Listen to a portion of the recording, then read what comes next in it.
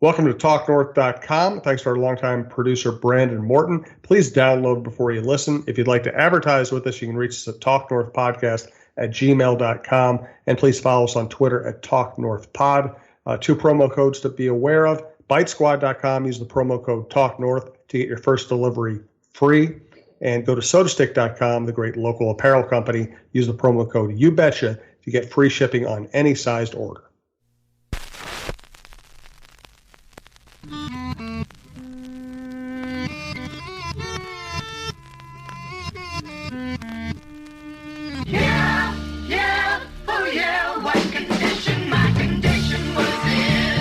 So I went down to the clubhouse on Wednesday night to cover the clinching party, and it was quite a party.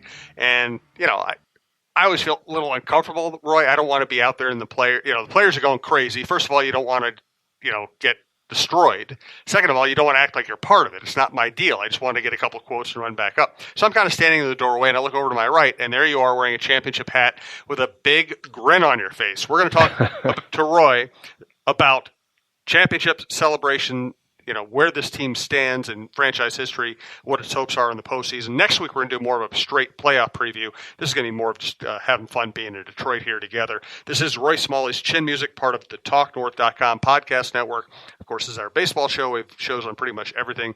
Subscribe at iTunes or your favorite podcast app. Thanks to our sponsors, Berry Coffee, Bite Squad, and Tony Hoagland, your State Farm agent in Champlin. So what's going through your mind there as you're watching that celebration last night? Yeah, I'm not surprised you caught me there with a big grin on my face. There so many things were going on in my mind. First of all, I'm just so happy for this team and this bunch of guys, the players, the coaches, and the manager, and the front office too. But to watch the players jump around, and it's such a great accomplishment.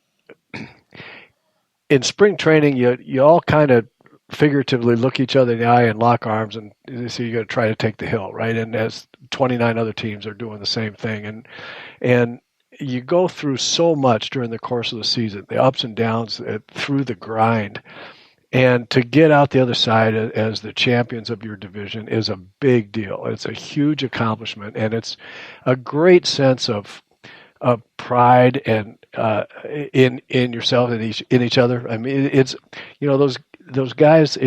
That's real. When they look at each other, they're dumping champagne, and it's real. How they feel is the affection and that they have for each other, and the knowledge that they did this together. They did this really hard thing together through thick and thin.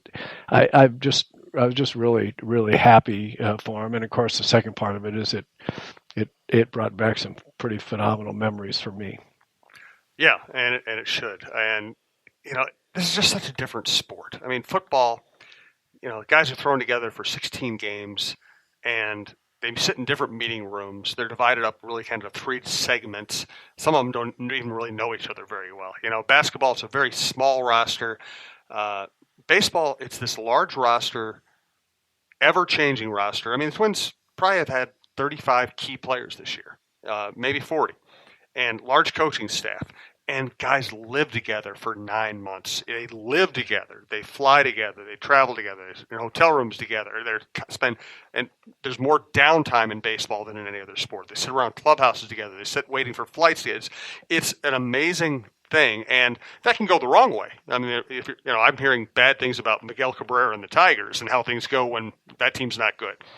But when it's good, it's the best.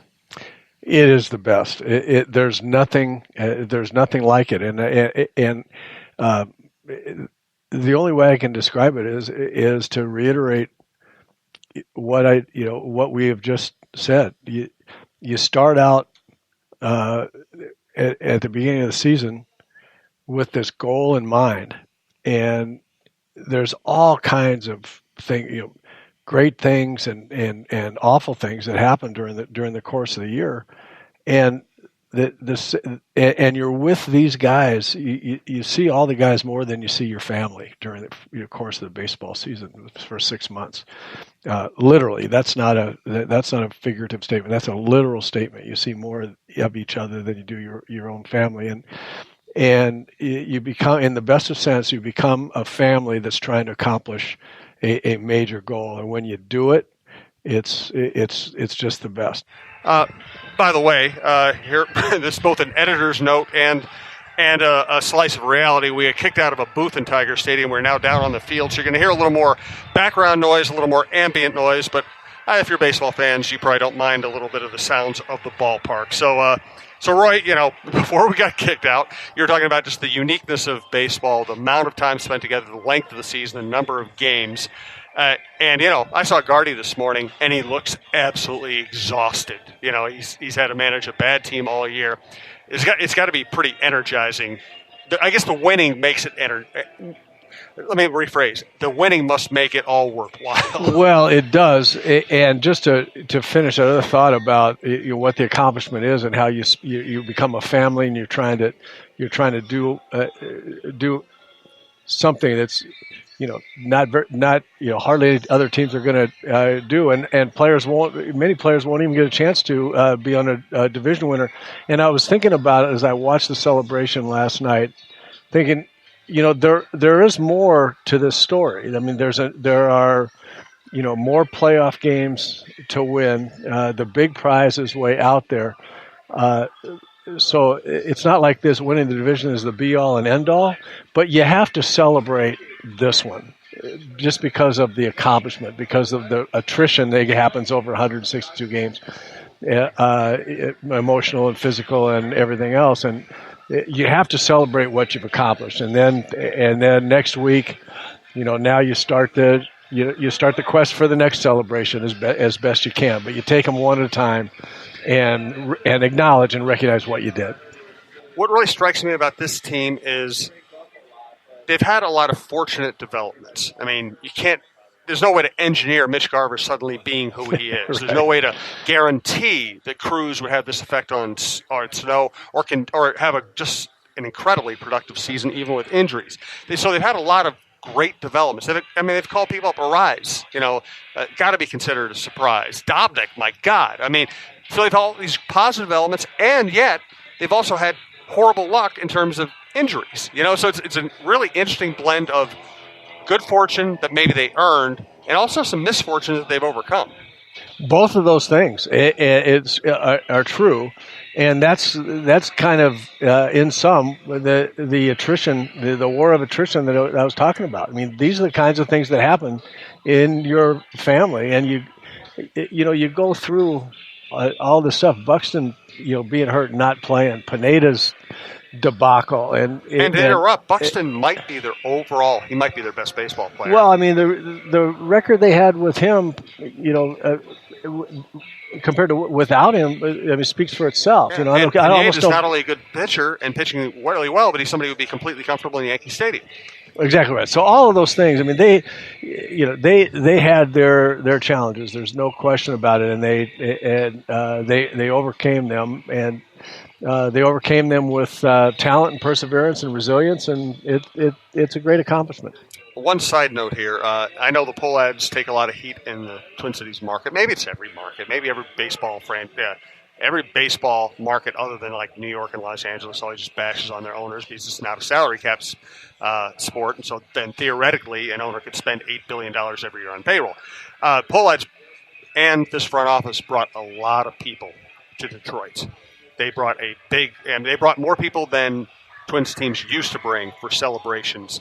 I know the Polleds have also put many millions into upgrading Target Field every year. So, whatever you think of the payroll number, the Polleds actually spend a lot of money in places that aren't reflected by payroll size. Where else they've spent money that it doesn't show up?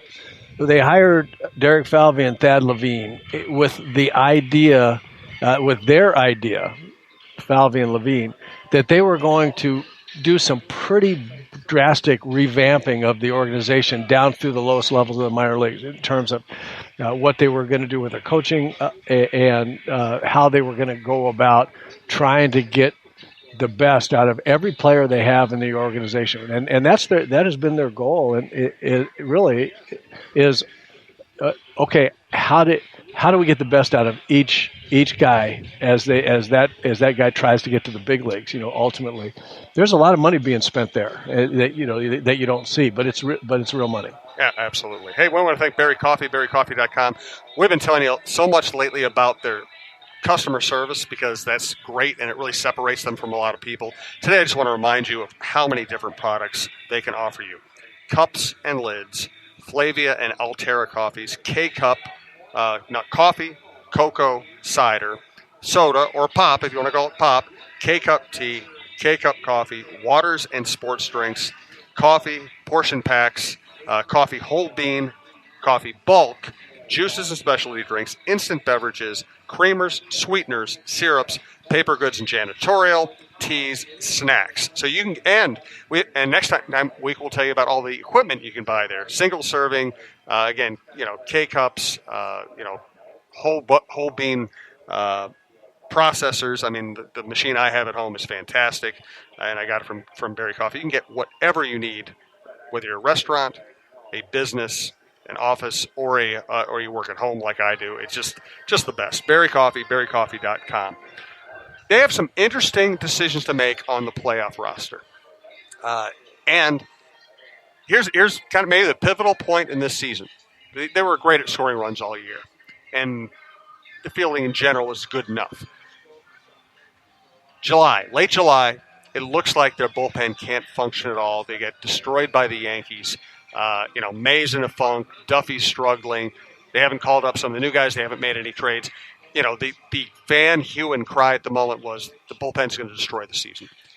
Now they're entering the postseason, and not only are they going to probably go with a couple of bullpen games, it might actually be a good thing. They've developed so much depth and quality in that bullpen.